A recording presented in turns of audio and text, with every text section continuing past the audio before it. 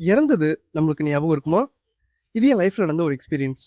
நான் ஒரு நாள் பைக்ல போயிட்டு இருக்கிறப்போ 2 ட்ரக்குக்கு நடுவுல மாட்டிக்கிட்டேன். எனக்கு நல்லா தெரியும். பயத்துல என் பைக்கோட ஃப்ரண்ட் பிரேக்க புடிச்சேன். வண்டி ஸ்கிட் ஆயிடுச்சு. அந்த ஒரு செகண்ட் நான் அவ்வளோதான் நெனச்சேன். ஆனா எப்படியோ கண்ட்ரோல் பண்ணி அந்த இடத்த விட்டு வெளிய வந்துட்டேன். இன்னைக்கு வரைக்கும் எனக்கு புரியல. அந்த ஆக்சிடென்ட்ல இருந்து நான் எப்படி தப்பிச்சேன்னு. அப்போ என் மனசுல வந்த ஒரே கேள்வி, நான் நிஜமாலே இறந்துட்டேனா? இல்ல வேற டைம்லைன்ல வாழ்ந்துட்டு இருக்கிறேனா? குவாண்டம் இம்மார்டாலிட்டின்னு ஒரு தியரி இருக்கு.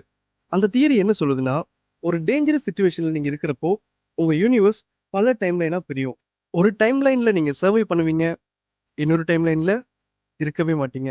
இந்த தியரி படி உங்க கான்ஷியஸ்னஸ் நீங்க உயிரோட இருக்க டைம்லைன்ல மட்டும் தான் இருக்கும்.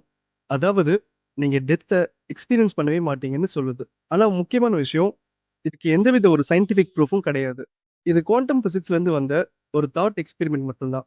நீங்க இந்த மாரி டேஞ்சரஸ் சிச்சுவேஷன் ஃபேஸ் பண்றப்போ, உங்களுக்கு இந்த மாரி தோணியிருக்கா? கமெண்ட்ல சொல்லுங்க.